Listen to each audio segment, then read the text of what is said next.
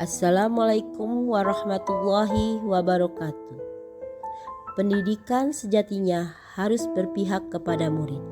Perkenalkan, saya Maya Desi Kusuma MPD, calon guru penggerak Angkatan 7 dari Kabupaten Garut, Provinsi Jawa Barat, akan memaparkan intisari pemikiran Ki Hajar Dewantara berkaitan dengan pendidikan yang berpihak kepada murid dan sosial budaya di daerah asal.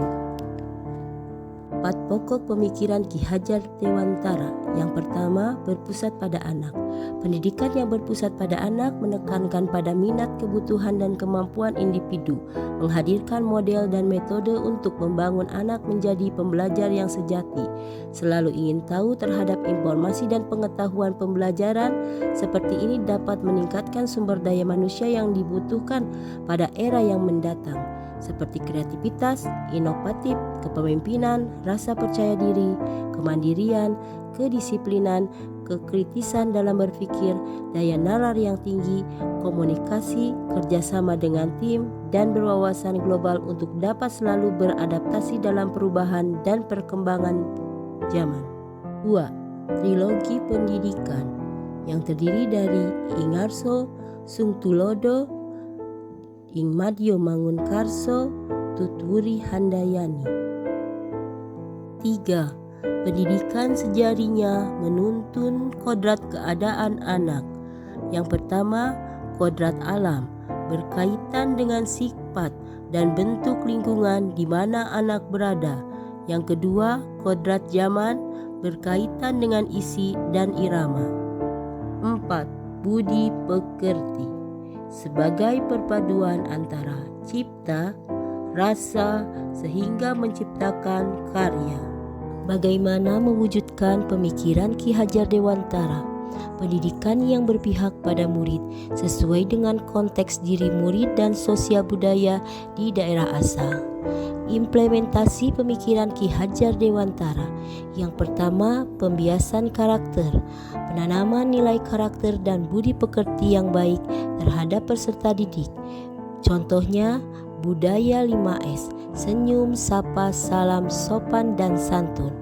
Sholat duha, membaca Al-Quran selama 5 menit. Kegiatan di atas menumbuhkan nilai-nilai religius, kegiatan kerohanian di sekolah. 2. Kegiatan pembelajaran yang menyenangkan yang berpusat pada murid. Terciptanya kelas yang menyenangkan dan pembelajaran yang variatif dengan memanfaatkan teknologi dan alam sekitar berdasarkan karakteristik murid dan mengaitkan dengan kehidupan nyata. Contohnya, pembelajaran di alam. Kegiatan tersebut dapat meningkatkan keterampilan berpikir kritis, kreatif, dan kemampuan berkolaborasi dan berkomunikasi baik secara lisan dan tulisan.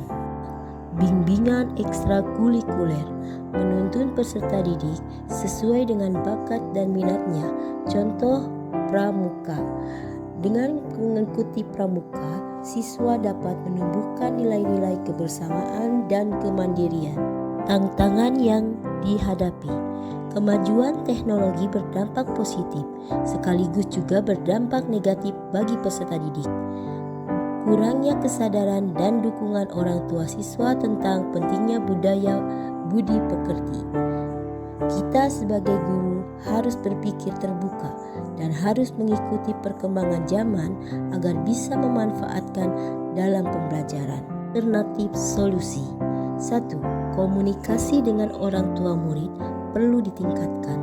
2. Dalam penggunaan gawai, anak perlu pendampingan baik dari orang tua maupun guru untuk meminimalisir dampak negatif yang mungkin terjadi. 3. Guru harus terus mengembangkan kompetensinya sebagai seorang pendidik sehingga kita dapat menyesuaikan dengan kebutuhan anak zaman sekarang. Demikian pemaparan dari saya. Salam guru penggerak, salam bahagia.